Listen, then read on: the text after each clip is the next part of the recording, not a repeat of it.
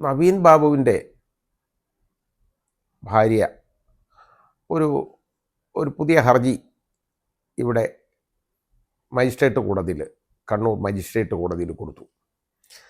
അതിൻ്റെ കാരണമെന്ന് പറഞ്ഞു കഴിഞ്ഞാൽ, അവർ പറയുന്നത് ഈ നമ്മുടെ CRPC, നേരത്തെയുള്ള CRPC, അതായത് അതിൽ 173(8) എന്ന് പറയുന്ന ഒരു വകുപ്പുണ്ട്. അത് ഫർദർ ഇൻവെസ്റ്റിഗേഷനാണ്.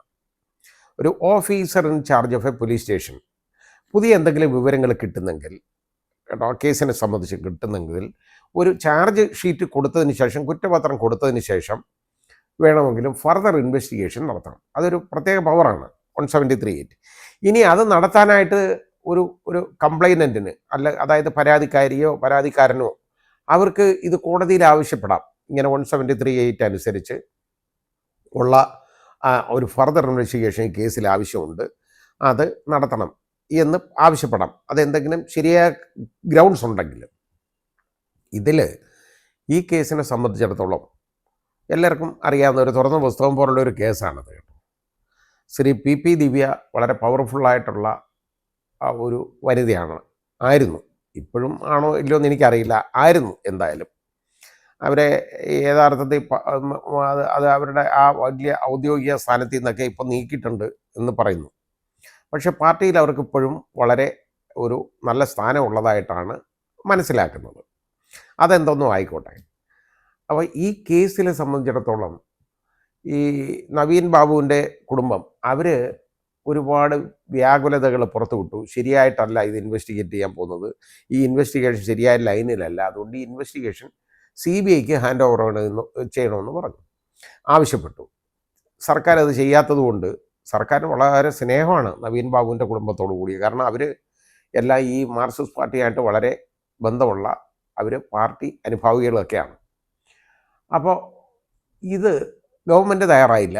അപ്പോൾ അവർ കോടതി പോയപ്പോൾ സിംഗിൾ ബെഞ്ച് ആദ്യം അത് ഇൻവെസ്റ്റിഗേഷൻ വളരെ ശരിയായ രീതിയിലാണ് എന്ന് ഉള്ള ഒരു ഉത്തരവോടുകൂടി അത് തള്ളി.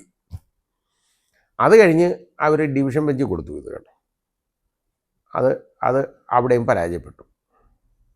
സുപ്രീം കോടതി പോയി, അവിടെയും നടന്നില്ല. അപ്പോൾ ഇൻവെസ്റ്റിഗേഷൻ്റെ കാര്യം ആ രീതിയിലേക്ക് അങ്ങ് മാറി. ഇൻവെസ്റ്റിഗേഷൻ ഇപ്പോൾ ഉള്ള രീതിയിൽ വളരെ നല്ലതായിട്ട് നടക്കുകയാണ് എന്ന് പറഞ്ഞു. അപ്പോൾ ഇൻവെസ്റ്റിഗേഷൻ കഴിഞ്ഞാൽ പിന്നുള്ള മാർഗം എന്താണ്? രണ്ടാമത്, അതായത് ഇതൊരു പുനരന്വേഷണം നടത്തണം എന്ന് പറഞ്ഞു കഴിഞ്ഞാൽ അതിന് വേണമെന്നുണ്ടെങ്കിൽ യഥാർത്ഥത്തിൽ ഹൈക്കോടതിയെ സമീപിക്കാം. കാരണം ഫർദർ ഇൻവെസ്റ്റിഗേഷൻ അല്ല ഞാൻ പറഞ്ഞത്, ഇൻവെസ്റ്റിഗേഷൻ സമീപിക്കാം. അത് ഹൈക്കോടതിയിലും പരാജയപ്പെട്ടാൽ സുപ്രീം കോടതി സമീപിക്കാം. ആ കാര്യത്തിൽ അതിന് ശരിയായ ഗ്രൗണ്ട്സ് വേണം. അപ്പോൾ ഇനി അതിന് വാതിലുകൾ ഇവർക്ക് തുറന്ന് കിടപ്പുണ്ട്. അതാണ് ഞാൻ ഈ പറഞ്ഞുകൊണ്ട് വരുന്നത്. അവർക്ക് ശരിയായ അഡ്വൈസ് കിട്ടിയാലേ നടക്കുള്ളൂ. ഇനി ഫർദർ ഇൻവെസ്റ്റിഗേഷൻ ആണെന്നുണ്ടെങ്കിൽ യഥാർത്ഥത്തിൽ ആ officer in charge of a police സ്റ്റേഷനെ അത് ചെയ്യാൻ പറ്റുള്ളൂ. അപ്പോൾ അത് ചെയ്യേണ്ടതായിട്ട് കോടതിക്ക് വേണമെങ്കിൽ ഡയറക്ഷൻ കൊടുക്കാം. പക്ഷേ അതിനും എന്തെങ്കിലും കാര്യങ്ങൾ വേണം. പക്ഷേ ഇതിനകത്ത് പറഞ്ഞേക്കുന്ന ഗ്രൗണ്ട്സ് എന്ന് പറയുന്നത് വളരെ ശ്രദ്ധിക്കപ്പെടേണ്ട കാര്യമാണ്.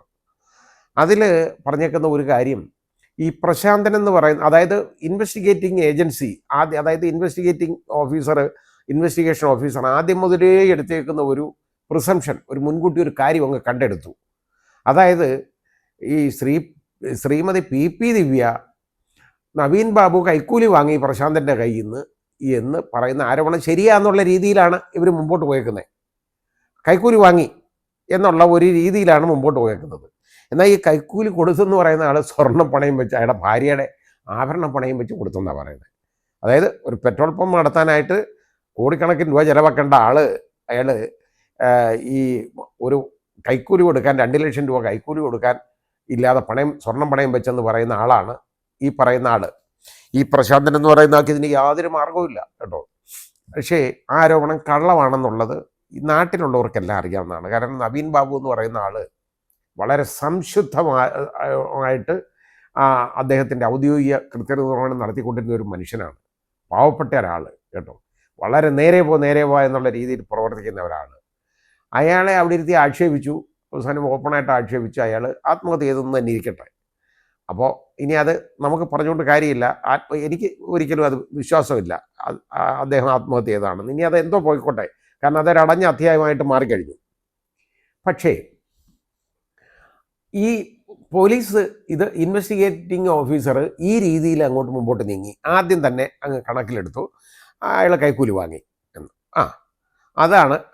അതാണ് ഇത് വിളിച്ചു പറയാൻ കാരണം എന്നൊക്കെ. എന്തൊക്കെ ശ്രീമതി PP ദിവ്യയ്ക്ക് അനുകൂലമായിട്ട് കൊണ്ടുവരാൻ പറ്റുമോ അതെല്ലാം അതിൽ കൊണ്ടുവന്നു. ഇനി ഈ പ്രശാന്തനെ ഈ കേസിൽ പ്രതിയാക്കിയില്ല. നമ്മൾ ആലോചിക്കേണ്ടതാണ്. അയാൾ കൈക്കൂലി വാങ്ങി എന്ന് പറഞ്ഞത് കളവാണെന്ന് എല്ലാവർക്കും അറിയാം. ആ രീതി ഇനി കൈക്കൂലി കൊടുത്താൽ അത് ഒഫൻസ് അല്ലേ? ഒരാൾ കൈക്കൂലി കൊടുത്താൽ അത് ഒഫൻസ് ആണല്ലോ. PC ആക്ട് അനുസരിച്ചുള്ള കേസിൽ അയാൾ പ്രതിയാണ്. അയാൾക്കെതിരെ നടപടിയൊന്നുമില്ല കേട്ടോ. ഇനി ഈ പ്രശാന്തനും PP ദിവ്യയുമായിട്ടുള്ള ഫോൺ സംഭാഷണങ്ങൾ കൊണ്ട് കേട്ടോ, അത് ഒന്നും ഇതിൽ രേഖയായിട്ട് ഹാജരാക്കിയിട്ടില്ല, പ്രൊഡ്യൂസ് ചെയ്തിട്ടില്ല, അതിനെക്കുറിച്ച് അന്വേഷിച്ചിട്ടില്ല ഇത്. പിന്നെ അതേപോലെ തന്നെ PP ദിവ്യ കുറേ ഇതുപോലെ ഈ കോൺവെർസേഷൻസ് ഇവർ തമ്മിലുള്ളത് അത് കുറേ ഡിലീറ്റ് ചെയ്ത് കളഞ്ഞിട്ടുണ്ട്. അത് രണ്ടാമത് അത് തിരിച്ചെടുക്കാൻ റിട്രീവ് ചെയ്യാനായിട്ടുള്ള നടപടിയൊന്നും ഇൻവെസ്റ്റിഗേറ്റിംഗ് ഓഫീസർ എടുത്തില്ല. ഇതൊക്കെ വളരെ ഗുരുതരമായ കാര്യങ്ങളാണ്. കാരണം ഈ കേസിനെ സംബന്ധിച്ചിടത്തോളം വളരെ വളരെ പ്രസക്തമായ കാര്യങ്ങളാണ്. അപ്പോൾ അതിനെ സംബന്ധിച്ചിടത്തോളമാണ് അതുകൊണ്ട് പുനരന്വേഷണം അല്ല, ഫർദർ ഇൻവെസ്റ്റിഗേഷൻ, കൂടുതൽ അന്വേഷണം. അത് പഴയ CRPC 173(8) എന്നുള്ളത് ഇപ്പോൾ നമ്മുടെ BNSS ഭാരതീയ നാഗരിക സുരക്ഷാ സംഹിത അനുസരിച്ച് 193(9) ആണ്. മറ്റേ പഴയ 173(8) എന്ന് പറയുന്നത് ഇപ്പോൾ 193(9) ആണ് BNSS.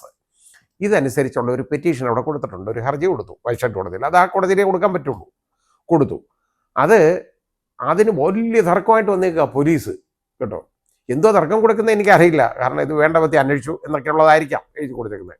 അതുപോലെ ശ്രീമതി PP ദിവ്യയും വന്നിട്ടുണ്ട്. ദിവ്യ എന്തിനാണ് ഇത് വരുന്നത്? അപ്പോൾ ദിവ്യക്കെതിരെ കുറ്റപത്രം കൊടുത്തു. അത് കൂടുതൽ അന്വേഷണം വേണമെന്നല്ലേ അവർ പറയുന്നുള്ളൂ. ഏതായാലും പ്രതിസ്ഥാനത്തുണ്ട്. അപ്പോൾ കൂടുതൽ അന്വേഷണം വന്നാൽ ഈ പ്രശാന്തം പ്രതിയാവുമോ, ഇതൊക്കെയാണോ ഇവരുടെ ഭയം എന്ന് എനിക്കറിയില്ല. ഏതായാലും ശരി, അതിനെ നഖശിഖാന്തം PP ദിവ്യയും അതുപോലെ തന്നെ മറ്റേ പ്രോസിക്യൂഷൻ സർക്കാരും എതിർക്കുകയാണ്. എന്തിനെതിർക്കുന്നു എന്നുള്ളത് നമുക്കറിയില്ല. കാരണം ഇതെന്തെന്നറിയോ, ഇനി വല്ല മടി കനമുള്ളവനല്ലേ വഴി പേടിക്കേണ്ടതായിട്ടുള്ളൂ എന്ന് പറയുന്ന പോലെ ഇപ്പം ഇങ്ങനെ ഒരു കൂടുതൽ അന്വേഷണം വരുന്നതിനെ എന്തിനാ ഭയക്കുന്നത് എനിക്ക് മനസ്സിലാവുന്നില്ല എന്തിനാണെന്ന്. എൻ്റെ അഭിപ്രായത്തിൽ ഈ കേസ് നവീൻ ബാബുവിൻ്റെ ഭാര്യ ചെയ്യേണ്ടത്, ഇത് ഫർദർ ഇൻവെസ്റ്റിഗേഷൻ ഇവിടെ ആദ്യം ആ സ്റ്റെപ്പ് എടുത്തോട്ടെ, നടക്കുന്നില്ലെങ്കിൽ ഇത് റീഇൻവെസ്റ്റിഗേറ്റ് ചെയ്യണം, രണ്ടാമത് ഇൻവെസ്റ്റിഗേറ്റ് ചെയ്യണം, പുനരന്വേഷണം നടത്തണം എന്ന് പറഞ്ഞ് തന്നെ മുമ്പോട്ട് നീങ്ങണം. അതിനുള്ള അവകാശം അവർക്കുണ്ട്. ഇപ്പം നേരത്തെ CBIക്ക് അന്വേഷണം കൊടുക്കണമെന്ന് പറഞ്ഞു, കൊടുത്തില്ല. അതിന് മേളിലൊക്കെ പോയി അവർ കൊടുത്തില്ല. കാരണം നല്ല കറക്റ്റ് ലൈനിലാണ് ഇൻവെസ്റ്റിഗേഷൻ എന്നങ്ങ് കണ്ടെത്തി. ഇത് കറക്റ്റ് ലൈനാണോ എന്നുള്ളതിനെക്കുറിച്ച് അറിയാം. കറക്റ്റ് ലൈനല്ല എന്ന് മനസ്സിലായത് നവീൻ ബാബുവിൻ്റെ ഭാര്യയ്ക്കും മക്കൾക്കുമാണ്. അവർക്ക് ഇനി അവകാശമുണ്ട് എൻ്റെ അഭിപ്രായത്തിൽ. കാരണം ഈ ഫർദർ ഇൻവെസ്റ്റിഗേഷൻ കൂടെ ചോദിക്കാം. അതുപോലെ തന്നെ ഈ ഇൻവെസ്റ്റിഗേഷൻ മുഴുവൻ തെറ്റാണ് ഈ നടത്തിയേക്കുന്നത്, ഈ ഫൈനൽ റിപ്പോർട്ട് മുഴുവൻ തെറ്റാണ്, അതുകൊണ്ട് ഇത് റീഇൻവെസ്റ്റിഗേറ്റ് ചെയ്യണം എന്ന് പറഞ്ഞ് ഇനി അവർക്ക് പോകാവുന്നതേ ഉള്ളൂ കോടതിയിൽ. ഒരു പ്രശ്നവുമില്ല പോകുന്നതിന്, അത് ചെയ്യാവുന്നതാണ്.